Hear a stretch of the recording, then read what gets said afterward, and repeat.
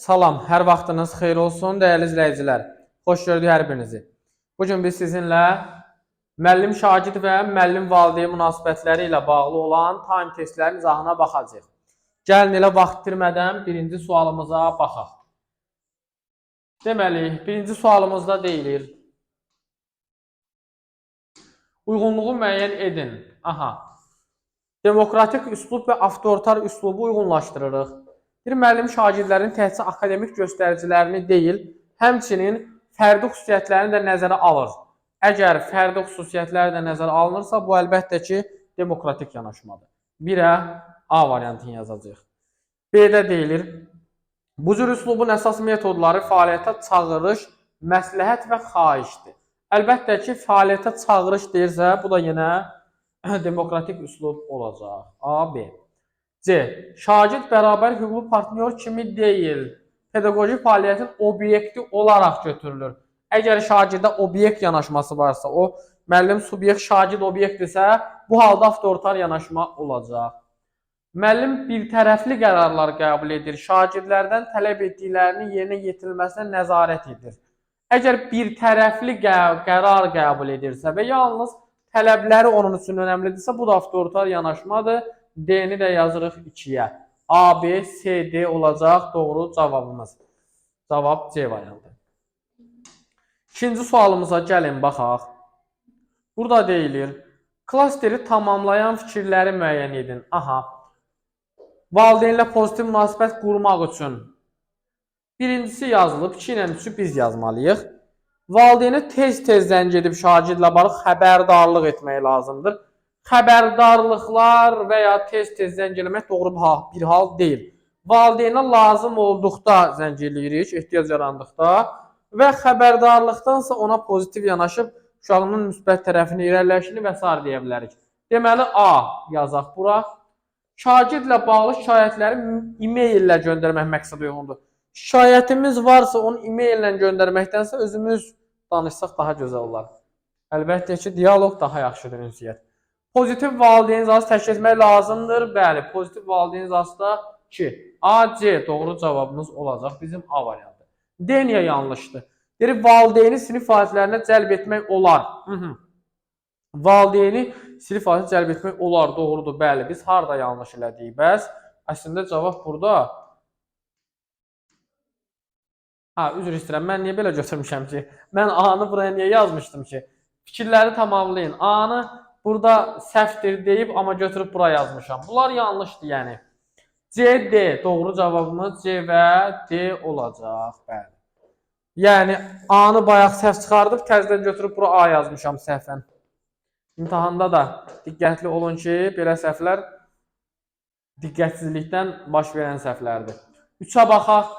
Deyir, şagirdin valideynlərinin iş saatı çox olduğundan, valideyn iclaslarında mütəmadi olaraq iştirak edə bilmirlər. Bunu anlayışla qarşılayan müəllimlər. Yəni, bilirik ki, bu adamın iş saatı çoxdur. Gərgin iş rejimindədir və uşağın gəlib iclasda iştirak edə bilmir. Bu halda biz onunla empatiya quraraq, əlbəttə ki, valideynə şagirdin irəliləyişi haqqında mesaj, məlumat göndərəcəyik daha doğrusu. Niyə A olmaz? Valideynlərin oxuması üçün məktəbli kitabçasında xəbərdarlığını edirlər. Bəs ümumiyyətlə xəbərdarlıq bəs bu uşağın inkişafları, irəliləyişlərini kim deyəcək? Yanlışdır. Pozitiv valideyn iclası keçirirlər. Gələ bilmir iclasa deyir.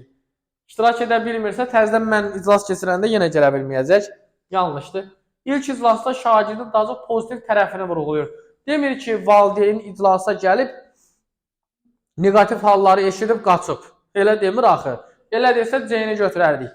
Deyir, iş saatı çoxdur deyə gələ bilmir. Deməli, bu da əsassızdır. Akademik ilin əvvəlində valideynə salamlama məktubu göndərirlər. Valideynlə münasibəti yaxşı qurmaq üçündür bu D variantı. Bu tip problemin həll yolu deyil təbii ki. Ona görə cavab Y. 4 nömrəli sualımıza gəlin, baxaq. Deyir, cədvəli tamamlayın. Valideynlə pozitiv münasibət qurmaq üçün müəllim nə etməlidir? Bura yazacağıq. Müəllim ünsiyyət yaratmağa can atmayan valideynlə rastlaşdıqda nə etməlidir? Bura yazacağıq. Valideyn müəllim həm də valideyn şagird münasibətlərinin düzlənməsinə müsbət təsir etmək üçün müəllim nə etməlidir? Baxaq variantlarımıza. Birinci, sırada olmalıdır valideynlə pozitiv münasibət qurmaq üçün. Bir sıralı olmağın radiyyəti yoxdur. Tez-tez narahatlığı bölüşmək də aid deyil. Valideyni anladığını göstərmək lazımdır. Nə deyirdi burada? Pozitiv münasibət qurmaq üçün bəli, anladığını göstərə bilərik. 2. Valideynlə əlaqə yaratmaq üçün 100% ilə C variantı olacaq. 2. Bu düzdür, yəni. 2. Valideynlə əlaqə yaratmaq üçün təşəbbüsü əl almalıdır. Deyir, gəlmək istəməyən, can atmayan valideynlə neynəməlidir? Təşəbbüsü əl almalıdır. Valideyni sinif ifadəsində cəlbin məqsədə uyğundur. Və cavab C olacaq. Belə. Burada səhv olan nədir? 1 ilə 2 yaxşıdır. 3. Şagird vasitəsilə valideynə xəbər göndərmək lazımdır. Şagird vasitəsilə xəbər göndərmək nə qədər uğurlu ola bilər ki? Bəlkə heç gedib deməyəcək o xəbəri. Ona görə yanlışdır.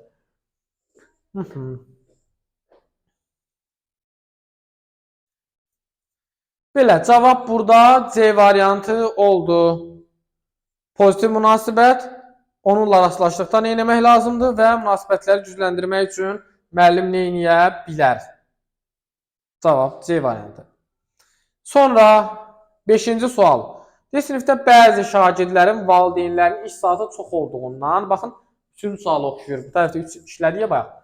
Amma fərqli situasiyadır, fərqli yanaşmadır. Bir, valideynlərin iş saatı çox olduğundan valideyn iclaslarında mütəmadi iştirak edə bilmirlər. Valideynlərin övladları haqqında daim məlumatlı olmaları üçün müəllim nə edə bilər? Ki, yəni bu valideyn də övlad haqqında məlumatlı olsun. Nöqtələrin yerinə nə yaza bilərik? Əlbəttə ki, məktəb saytında şagirdlər haqqında bülten yaratmaq, xəbər bülteni. Yəni, əgər valideyn zasa gələ bilmirsə, valideyni məlumatlandırmaq üçün alternativ yol kimi müəllim nə edə bilər? Məktəb bültenində olaraq da xəbərlər yaza bilər. Xəbərdarlıq mesajı yox. Valideyn iclasının sayını artırmaq onsuz da gələ bilmir deyir. Yox. Onları bir daha iclasa dəvət etməyə bilər. Yəni, bəs bu uşağı ilə nə vaxt maraqlanacaq? Bu da yanlışdır. Digər valideynlərə xəbər göndərə bilər. Digər valideynə birinin üstə nənəm demiş, görüm nətər deyirdi, bunu qoymayaq. 5-ini də qoyacaq belə, bükəcək, aparıb verəcək ona. Ona görə də olmaz. Nənələrin sözünə qulaq asmaq lazımdır. Nənələr elə belə deməyib. Nənələr bilirlər nə deyirlər. Ona görə diqqətli olun ki, hörmətli olasınız. Uyğunluğu müəyyən edin. Nənələrə qarşı yəni diqqətli olun. Bax görə videomuz dayanmayıb ki, birdən yerimizdə olur, dayanır. Hələ gedir. Uyğunluğu müəyyən edin.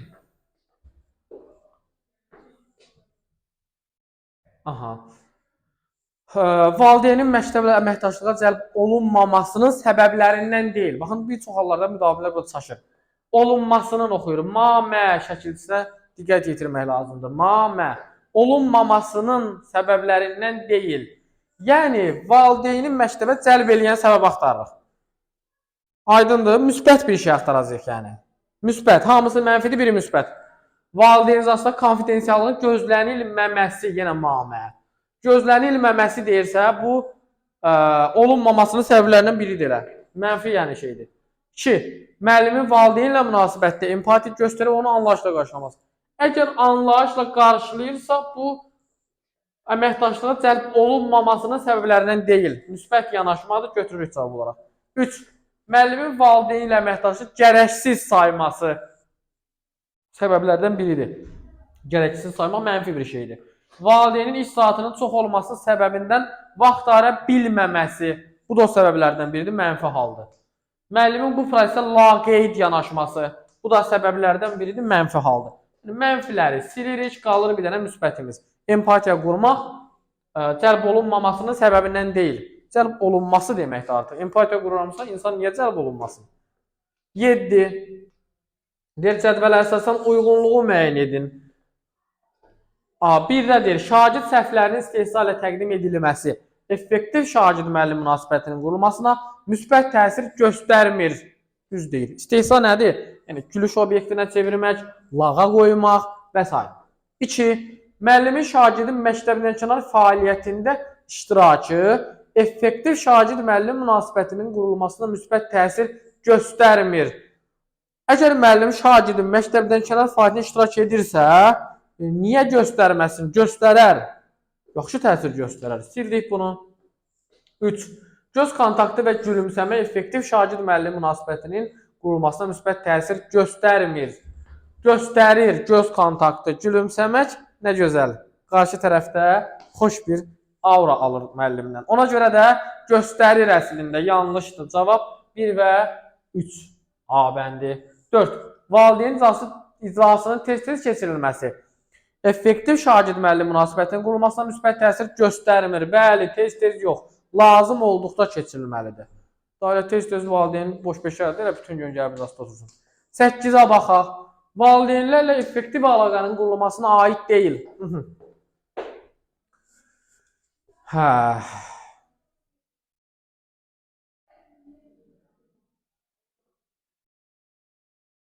C bəndinə baxın.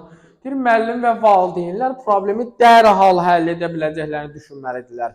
Ümumiyyətlə, problem varsa, problemin bir səbəbi var. Yaranma yolu var, yəni yaranma səbəbi var. Sonra o problemin nə olduğu, birinci problemin nə olduğunu müəyyənləşdirmək lazımdır. 3 yeni üsulu. Nə? Problem niyə yaranıb? Və nə üçün yaranıb? Səbəbləri nədir? Necə həll edə bilərik? Yəni, bu zaman alan bir şeydir. Dərhal həll edə biləcəklərlə bağlı düşünmək doğru yanaşma olmayacaq burada. Birinci səbəbini araşdırmaq lazımdır. Görək bu problem hardan qaynaqlanır, niyə qaynaqlanır, niyə meydana gəlib və s. 9. Effektiv müəllim-şagird münasibəti ilə bağlı verilən fikirlərdən hansı yanlışdır? Şagirdin fəaliyyətini artırmaq üçün onu qıcıqlandıran və daha çox çalışmağa vadar edən üslub. Qıcıqlandırsaq yanlış olar, elə bu. Effektiv müəllim-şagird münasibəti ilə bağlı yanlış budur ki, şagirdi qıcıqlandıracaq məsələ onu daha çox çalışmağa vadar edirmi? Yox, yanlışdır. Yəni, vadar eləyə bilərik, bəlkə də qızıqlanıb deyək ki, müəllimin acığına bunu da öyrənəcəm. Amma müəllimə qarşı aqresiya, şagirdin özünü idarə etməsi, qarşılaşacağı psixoloji məsələlər, özünü idarə edə bilməyəcək bu adam gələcəkdə. Ona görə də bu üsullardan istifadə eləmək doğru hesab olunmayacaq A bəndi elə. 10 nömrəli sual. Deyir, iki şagird arasında konflikt yaranmışdır. Şagirdlərdən birinin valideyni tələb edir ki, digər şagird sinifdən çıxarılsın. Bu situasiyadır, müəllimin atdığı hansı addımı doğru məsələdə hesab edə bilərik? Valideynə heç nə deyəcək ki, ay valideyn, sən də uşaq olmuşsan da, nədir özünü qoymuşsan uşaq yerinə? Dalaşıbdır da, yəni. Uşaqdır, emosional dövrdədir, ola bilər, söz səhvləşə bilər. Sən də özünü o uşağın yerinə qoysan, nə olacaq ki? Ona görə də ən doğru cavab kimi nə edirik? Oxuyaq görək. Elə baxın, bu olacaq. Deyir, müəllim şagirdin sinifdən çıxarılmasını tələb edən valideynlə fərdi şəkildə danışır və onda empatiya hissi yaratmağa çalışır. Bayaq dediyim məsələ. Yəni ona başa salırıq ki, nə olub? Dünya dağıldı, uşaq da dalaşıb. Özündən soruşsaq deyəcək ki, məktəb vaxtı biz nə ağarırdıq? Başımızı yarırdıq bir-birimizin. Amma indi uşaq nədir? Bir-birini təlib deyə deyir ki, çıxartsınlar o birisi məktəbdən. Yəni cavab deyildi. 11. İlk valideyn iclasında Arzu xanım sinif rəhbərindən övladı haqqında yalnız mənfi rəylər almışdı. Yalnız mənfi rəy alıbsa adam qaçacaq. Bu andan etibarən Arzu xanımda bununla bağlı negativ hisslər formalaşmış və nəticədə o tez-tez valideynlər iclasında yayınmağa başlamışdı. Bunun baş verməməsi üçün sinif rəhbəri nə edə bilərdi? Nə edə bilər? Əlbəttə, əvvəlcə pozitiv. İlk iclasda şagirdin daha çox pozitiv tərəflərini vurğulaya bilərdi. A'da deyir ki, valideynə pozitiv məzmun mesaj göndərə bilərdi. Baxın, burada bizə demir ki, yəni problem necə deməli, problemi həll yolunu axtarın və s. Deyir ki, necə həll edə bilərdi əvvəlcədən. Ona mesaj göndərməyin burada bir mənası varmı? Yox, mesaj deyil, mesajlıq bir şey deyil. Sinif saytına xəbəri bülteni yarada bilərdi. İndən sonra yarada bilərik, bugündən sonra yəni. Akademik ilin əvvəlində valideyn salamlama məktubu yenə A variantı, ya bu fərqi yoxdur. Salamlama məktubu nə üçündür? Göndərin valideyn məni tanısın, nə işlər görəcəyimi bilsin. Valideynə şagird irəliləyişi haqqında məlumatlar göndərə bilərdi. Yenə göndərə bilərdi irəliləyişi haqqında. Hə. Amma burada söhbət nədən? Konkret iclasdan gedirsə, valideyn iclasından hətta. Biz valideyn iclasında müəllim neynəməli idi sinif rəhbəri? Onu axtarırıq. Valideyn iclasında, göz burada nə yazıb C-də? Bir valideyn iclasında, nə deyə belə? Səhv gedirəm. İclasda şagirdin daha çox pozitiv tərəfini vurğulaya bilər. Yəni, hamının içində onu pisləməkdənsə, pozitiv tərəflərini vurğulasa, valideyn də bir həvəslənərdi də. Deyər də, mənim də uşağım yaxşıdır, o da inkişaf edir, öyrənir, oxuyur, halaldır. Yoxsa mənfilərini görəndə əlbəttə insan mənfiyə köklənir. Yaxşı oxunmur, mən sizin üçün oxuyacağım. Deyir, verilən nümunələrdən hansılar müəllim-valideyn münasibətlərinin effektiv qurulmadığını göstərir. Aha, effektiv qurulmadığı. Müəllim şagirdlərlə bir yerdə tədbir təşkil edir. Tədbirdə valideynlərin də iştirak etməsi üçün hər bir valideynə dəvətnamə göndərir. Nə gözəl, burada pis bir şey yoxdur. Effektiv qurulduğunu göstərir bu. 2. Müəllim valideynlər qrupuna dərs prosesində aktiv iştirak edən şagirdləri ilə bərabər dərsdə heç iştirak etməyən uşaqların da adını yazır. Yanlışdır, konfidensiallıq pozuldu. Valideyn iclası, valideyn qrupu onun üçün deyir ki, hər şey yazsın müəllim ora. İnkişafı, irəliləyişi yaza bilər, amma mənfi davranışı, passivliyi və s. fərdi də danışmalıdır. Biri 2-ni götürürük. 3. Müəllim valideyn iclasında emosional intellektin nə olduğunu, onun uşaqların həmçinin böyüklərin həyatına təsir etməsilə bağlı maariflərini söhbət aparır. Yəni onlara başa salır ki, bu yaxşı bir şeydir. Emosiyalarını tanısınlar, idarə etməyi bacarsınlar və s. 4-də müəllim ilin əvvəlində valideyn iclasında bütün şagirdlər haqqında keçən il üçün nəticələrini müzakirə edib, onlardan növbəti il üçün gözləntilərini aydın şəkildə bildirir. Deyir, ilin əvvəlində bütün şagirdlər haqqında keçən il üçün nəticə. Birincisi, bütün şagirdlər haqqında. Ola bilər ki, bəzi şagirdlərin nəticəsi çox aşağıdır. Onları valideyn iclasında deməyə nə ehtiyac var ki? Mən, misal üçün, tutarım ki, valideynəm. Mən nəyimə lazımdır filan kəsin uşağın nəticəsi? Yanlışdır. Birincisi, bu valideyn lap yaxşı, uşağı yaxşı oxuyan və ya pis oxuyan gedib uşağın üstünə düşəcək. Filan kəsin uşağı belədir, sən niyə belə deyirsən? İkincisi, digər valideyn pis ola bilər, öz övladının nəticəsinin aşağı olduğuna görə və s. Ona görə də bütün məlumatları gətirib valideyn iclasına bölüşmək doğru deyil. Ona görə cavab 2 və 4 olacaq. D variantı. Yenə də konfidensiallıq pozuldu. Şagirdin valideyni sinif rəhbərindən daim şagird haqqında negativ zəng alır. Neyniyəcək bu valideyn? Qaçacaq. Vallahi qaçacaq. Ona görə də daim negativ zəng yaxşı deyil. Valideyn övladının tədrisi ilə ciddi maraqlanmağına baxmayaraq, adam övladına ciddi maraqlanırdı. Müəllimin bu davranışından sonra, bir müddət sonra o sinif rəhbəri ünsiyyətdən yayınmağa başlayır. Da görür ki, bu adam ancaq mənə negativ hallara görə zəng eləyir. Uşaq bunu elədi, onu elədi, belə elədi, elə elədi və s. Deyirsiniz ki, müəllim, bəs negativ hallarla bağlı danışmayaq mı? Danışaq. Amma elə danışaq ki, deyir, nə şiş yansın, nə də kebab. Heç bir valideyn öz övladı haqqında mənfi xüsusiyyətləri acı-acı eşitmək istəmir. Bu hər şeydə belədir. Təkcə müəllim-valideyn münasibətində deyil, hər yerdə belədir. İnsanlar normal şəkildə adama demək lazımdır. Da, məsələn, mən pis bir davranışım, mən tutalım ki, övladım var və onun pis bir davranışı. Gəlib mənə uşağımı pis deyirlər. Adam əlbəttə ki, pis olar və onu qəbul eləməz. Deyəcəksiniz ki, normal təfəkkürlü insan qəbul eləyər. Normal təfəkkürlü insan normal şəkildə deyilən iradları qəbul eləyər. Daha, sənin uşağın belədir, sən beləsən, düzgün tərbiyə vermirsən kimi ifadəni normal təfəkkürlü insan qəbul eləməz. Aydındır? Ona görə uşaq haqqında mənfi davranışı varsa uşağın, onu gedib bir öz narahatçılığımızı da göstərərək valideynə deməliyik. Misal üçün, gelib desəm ki, sənin uşağın belə elədi, bu doğru olmayacaq. Amma narahatçılığımı göstərərək, mən də narahatam sənin uşağın üçün, yəni. Bunu göstərmək lazımdır. Müəllim belə olmalıdır, yəni, əslində. İndi deyir ki, sinif rəhbəri, valideynlə münasibəti yaxşılaşdırmaq üçün nə edə bilər? Nə edə bilər hal-hazırda? Bunu edib artıq. Nə edə bilər? Deyir ki, valideynlə şagirdin müsbət tərəfləri haqqında məlumatlar vermək üçün əlaqə saxlamaq. Yəni, artıq bu negativ halları eləyibsə, indi heç olmasa müsbətə doğru aparmağa çalışmalıdır. Bunu eləyə bilər. Valideynə təbrik mesajı yazmaq. Bayramın mübarək. Nə oldu, ondan iş düzəldi? 8 mart gəlir qabaqdan. Bir dənə də hədiyyə alıb aparsın. Yanlışdır. Sinif saytına xəbər bültenini. Burada əlaqəsizdir. Şayət yenə bayaqçı kimi daha şikayət, bayaq da negativ idin də şikayət elədi. Nə oldu da, nə dəyişdi ki?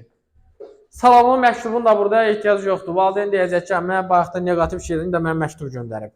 O da bir dənə məktub yazıb göndərəcək, qəşəng ürək ifadələrini yazacaq ora. Olacaq əla. 14. Dərs prosesində şagirdləri qrupa bölən müəllim tapşırıqları onlara təqdim edir, amma sinif səs-küylü olduğundan qruplar müəllimin verdiyi tapşırığı anlaya bilmir. Bu situasiya ilə bağlı hansı fikir doğrudur? Müəllim kommunikativlik bacarığı zəifdir. Sinifdə müsbət gözləntilər qoymaq lazımdır. Müəllimin kritik təfəkkürü zəifdir. Sinifdə proseduru qoyulması lazımdır. Müəllimin ünsiyyət bacarığı zəifdir. Görürsünüz, hamısı fərqli iş. Kommunikativliyin nə mənası? Nə əlaqəsi? Kritikin nə əlaqəsi? Ünsiyyətin nə əlaqəsi? Kreativliyin nə əlaqəsi? Müəllimin sinifin idarə edilməsi bacarığı zəifdir deyəcək. İdarə etmədə zəifliyi var. Qrupu idarə edə bilmir. Sinif qaydaları tərtib olunmalıdır. Bəli, yəni müəllimin zəif tərəfi nədədir? Qrupu idarə etməkdə. Ona görə biz də idarəsi ilə bağlı bir şey axtaracağıq. Nə əlaqə onun yaradıcılığı, kreativliyi, ünsiyyəti, kritik, tənqid təfəkkürü və ya kommunikativlik, ünsiyyəti. E variantı. 15. Yəni, uyğunluğu müəyyən edin. Cədvələ əsasən uyğunluğu müəyyənləşdiririk. Müəllim şagird sinifdəki nailiyyətləri haqqında yalnız müsbət rəyləri valideynlə bölüşür.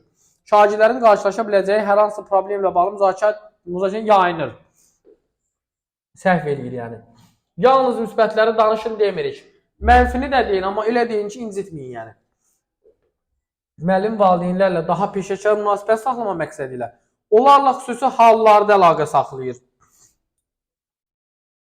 3.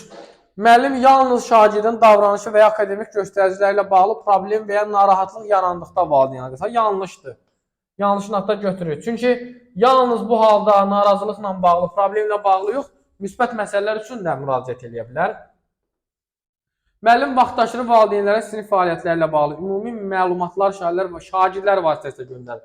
Yanlışdır. Şagirdlər vasitəsilə göndərməsi də yanlışdır. Özü göndərməlidir. Şagird bəlkə istəyir deməyəcək valideyninə və ya digərinin valideyninə. Ona görə 3-4 cavabımız olacaq B variantı. Aydındır. 2-də də ki, xüsusi hallarda əlaqə saxlayır. Ehtiyac olanda, ehtiyac olduqda əlaqə saxlamaq yazacaq bura. Xüsusi hal yox. Yəni, xüsusi hal bilirsiniz nədir?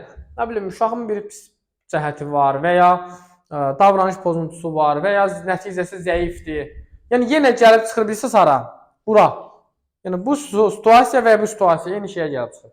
Xüsusi hal və ya problem. Ona görə də deməyəcək xüsusi hallarda əlaqə saxlayır. Deyəcək ki, nə vaxt əlaqə saxlayır? Lazım olduqda əlaqə saxlayır. Ona görə hamısı yanlışdır deyə 3-4 yanlışdakı yanlışları götürürük. İlk valideyn iclasında Samirə xanım sinif rəhbərindən övladı haqqında yalnız mənfi rəylər almışdı. Yenə bu da neyəcək? Qaçacaq. Qaçacaq. Tutun, qoymayın qaçsın. Bu andan etibarən Samirə xanımda bununla bağlı negativ hisslər formalaşmış və nəticədə o tez-tez valideyn iclasında yaymağa başlamışdı.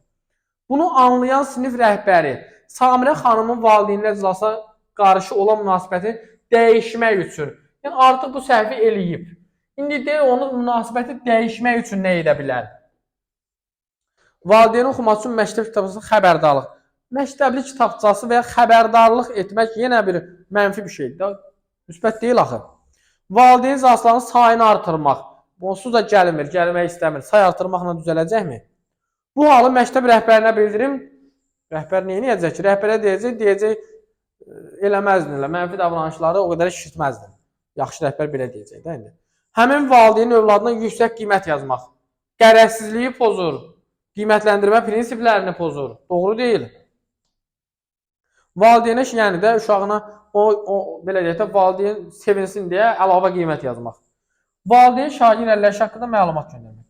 İrəliləyişi haqqında məlumat göndərəndə sevinəcək. Deyəcək, mənim uşağım oxuyur, inkişaf edir, irəliləyişləri var. Nəticədə negativlər bəlkə də aradan qalxa bilər. O negativ fikirlər də yadından çıxar. Ona görə ən yaxşısı Y variantıdır. Euler-Venn diaqramına əsasən sual işarəsinin yerinə nə yazılmalıdır? Demokratiklə avtoritarı uyğunlaşdırır. Qarşılıqlı tərəfdaşlıq, demokratik. Şair fikri nəzərə alınmaması, avtoritar. Qaydaların şairlərə tətbiqi, şagirdə tətbiqi. Yox, üzr istəyirəm. Qaydaların şagirdlərlə tətbiqi yazılıb burada. Düzdür, C. Yəni demokratikdir bu artıq. Şagirdlərlə demişdik, tərtib olsa yaxşı olar. A, C demokratikdir. Bir tərəfli qərardakı avtoritar D. A, C, B, D olacaq cavabımız. Yəni B variantı. 18. 18-də deyir. Cədvələ əsasən uyğunsuzluğu müəyyən edin. Yəni doğruda yanlış, yanlışda isə doğrunu seçəcəyik. Uyğunsuzluq. Tez-tez ümumi valideyn icazı keçirməklə valideyn məktəb əlaqələrini gücləndirmək mümkündür. Bayaq dedik ki, tez-tez valideyn icazısına ehtiyac yoxdur. Lazım olduqda. Uyğunsuzluq deyil. Doğruda yanlış 1 götürəcəyik. 2. Etnik və milli mənsubiyyət, öyrənmə çətinliklərinin olması kimi amillər şagirdin bullyingə məruz qalmasına təsir edə bilər. Bəli, düzdür, amma götürmürük. Uyğundur çünki o, bizə uyğunsuzluq lazımdır. Müəllimin sinifdə davamlı olaraq kobud ifadələrdən istifadə etməsi şagirdi verbal bullyingə məruz qoyması deməkdir. Bəli, yanlışda doğru, 3-ü götürürük. Cavab 1-3 olacaq. Formativ dəftərdə qeyd edilən məlumatlar şagirdlərin mənfi cəhətlərini müzakirə etməklə. Niyə mənfi cəhətlər olsun ki, müsbətlərini yazırıq, mənfilərini də olar, amma əsas müsbətlərdir. Yəni, müsbəti müzakirə eləyəndə irəliyə doğru gedə bilər. Yanlışdır, amma uyğunsuzluq istədiyinə görə götürmürük. Cavab olur 1-3. 19. Burada deyir, 19 və 20-yə də baxaq. Bir məktəbdə valideyn iclasları zamanı hər müəllim ayrı-ayrı sinif otaqlarında əyləşir və valideynlər növbə ilə müəllimlərə yaxınlaşaraq öz övladları haqqında fərdi müzakirə aparırlar. Nəticədə nə deməkdir bu? O deməkdir ki, valideynlərlə konfliktlərin konfidensiallığı qorumaq üçün fərdi şəkildə danışırlar. Fərdi müzakirə konfidensiallığı qoruyur. Məktəbə yeni təyin olunmuş müəllim 9-cu sinifə dərs keçməyə başlayır. Şagirdlər heç bir halda yeni müəllimi qəbul etmək istəmir. Onunla uyğun münasibət qura bilmirlər. Müəllim bu problemi aradan qaldırmaq üçün hansı addımlar atması yaranmış vəziyyəti düzəldə bilər? 1. Müəllim şagirdlərin valideynlərlə danışıb bu məsələni həll edə bilər. Yox, valideyni bura qatmağa ehtiyac yoxdur, yanlışdır. Müəllim şagirdlərlə dərsdən sonra maraqlı bir məkana ekskursiya eləyə bilər. Uşaqların könlünü almaq üçün gedəcək orada, maraqlı bir yerdir də. Uşaqlar deyib güləcək, əylənəcəklər və müəllimi də sevəcəklər. Ola bilər, yəni bir ehtimaldır. 3. Müəllim sinifə dərs keçən digər həmkar yoldaşlarının ünsiyyətə girərək sinifin vəziyyəti haqqında xüsusi məlumatlar ala bilər. Düzdür, elə 2-3 olacaq. Niyə bunu götürür? Çünki soruşacağım ən azından. Görüm, digər iş yoldaşlarımda necədir vəziyyət? Uşaqlar onları da mı sevmir? Yoxsa problem sadəcə məndədirmi? Məndədirsə, onu da özüm həll edeyim. Yox, ümumi məktəb müəllimləri iləndirsə problem, onda baxaq görək müəllimlərlə əməkdaşlıq eləyək görək, nə edə bilərik? 4-də deyir, müəllim dərsin əvvəlində dərs boyunca aktiv olan şagirdlərə sonunda hədiyyə verəcəyini bildirə bilər. Onsuz da onlar müəllimi sevmirlər. Aktiv iştirak eləməyənlər daha da aqressiv olacaq müəllimə qarşı. Hədiyyə almadığına görə. Bu da yanlışdır. 21.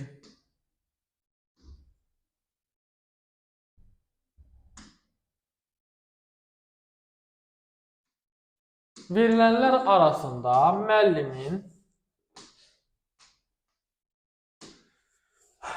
hansı fəaliyyəti müəllimlər və valideynlər arasında tərəfdaşlığın inkişaf etdirilməsinə xidmət etmir? Aha. Hə.